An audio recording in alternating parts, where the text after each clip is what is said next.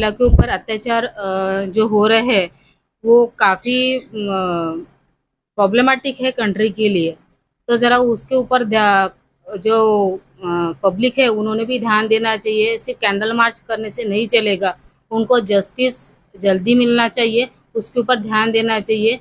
Judiciary को pressure करना चाहिए कि जल्दी हो जाए। और मेरा जुडिशरी से ये कहना है कि उन्होंने फास्ट ट्रैक में ये कोर्ट जल्दी से निपटानी चाहिए, ताकि जो भी पीड़ित महिला है या लड़की है, युवा लेडी है, उनके साथ में जो अत्याचार हुआ वो देख के और सब उससे सबक सीखे कि आज के बाद में कम्युनिटी में ये नहीं होना चाहिए। और बताना चाहती हूँ कि 2500 वर्ष पूर्व ही भगवान बुद्ध ने स्त्री पुरुष समानता का अधिकार दिया था, क्योंकि उस समय पर भी ऐसे कोई मतलब मौका नहीं था कि महिलाओं को समानता का अधिकार मिले, मतलब वो गुरु ग्रंथ पढ़े।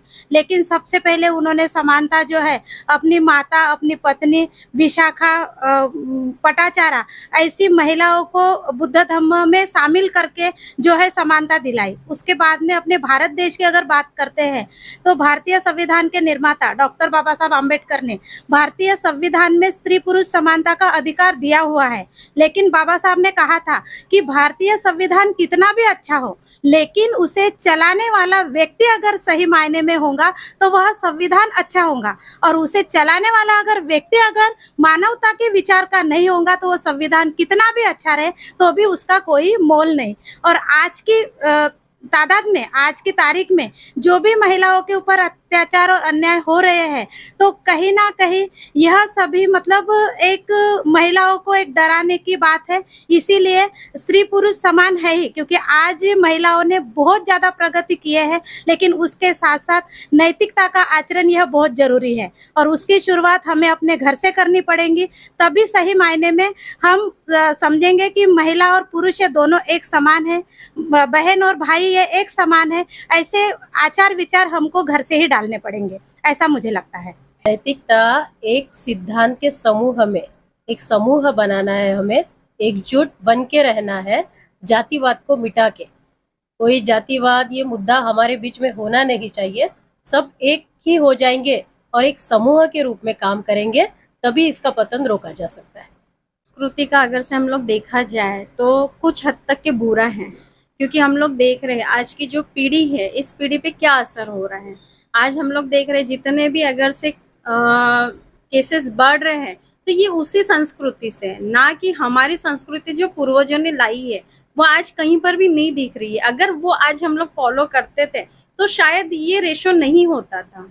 और आज ये रेशो बढ़ने का कारण यही है कि हमने हमारे घर से हमारे दादा दादी नाना नानी को हम रिस्पेक्ट नहीं दे रहे हैं, जिसके वजह से आज पेरेंट्स दोनों हस्बैंड वाइफ है, हमारा बच्चा है, बच्चा क्या कर रहा है ये पेरेंट्स ने देखना चाहिए। लेकिन पेरेंट्स आज इतने बिजी हो गए कि हम हमारे बच्चों को फॉलो नहीं कर पा रहे।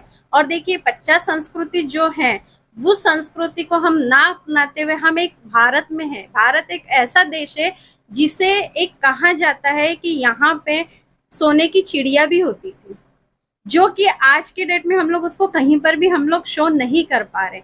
और देखिए मानवता हम लोग को निभानी चाहिए, बहुत अच्छी तरीके से निभानी चाहिए। और संस्कृति की अगर से बात है तो हम हमारे परिवार में हम कितना अपने बच्चों को संस्कृति दे रहे हैं, ये मैं आज इस मीटिंग से भी सीखी हूँ।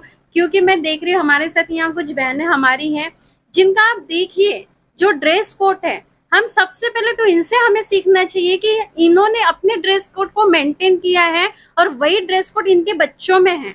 हम फैशन के दौर में कहाँ जा रहे हैं? हम देख रहे हैं आज किसको, एक्टर्स को, कि आज उन्होंने इतना अच्छा ड्रेस पहना तो हम भी अच्छे दिखें। भाई वो एक्टर्स है, आपका एंटरटेनमेंट कर रहे हैं, हम है क्या? आप किसका एंटरटेनमेंट कर रहे हैं? आपकी सभ्यता, आपकी संस्कृति, आपका पहनावा ये हमें डिसाइड करेगा, हमारे अपनों ने डिसाइड करना चाहिए, ना कि आपको पड़ोस वाला बताएगा। और मेरा यही कहना है आप सभी से कि मानवता और सभ्यता दोनों चीजों को बना के रखिए। भारत बहुत अच्छा देश है और इसको अगर से हम लोग फॉलो करेंगे, आज हमारे घर से करेंगे तो हम 10 घर से करेंगे, 10 घर में होगा तो समाज में होगा, समाज में होगा तो ये हमारे एरिया में होगा, एरिया में होगा तो नागपुर में होगा, और नागपुर में होगा तो पूरे इंडिया में और भारत में होगा। तो